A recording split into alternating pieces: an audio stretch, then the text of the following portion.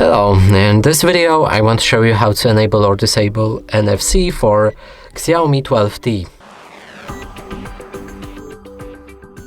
And to do this, you'll need to scroll down the notification bar. Right here you can find all of the shortcut icons, so we need to locate NFC.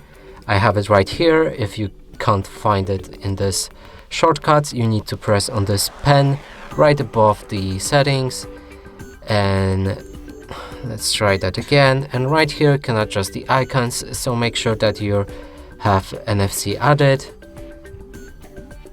And now to disable or enable it, simply click on it. When it's gray, it's disabled. When it's blue, it's enabled. Another way to do it is to open the settings and right here go for connection and sharing. And there should be NFC right here also. And that's it for this video. Hope you like it. Please consider subscribing to our channel, leave a like and a comment below.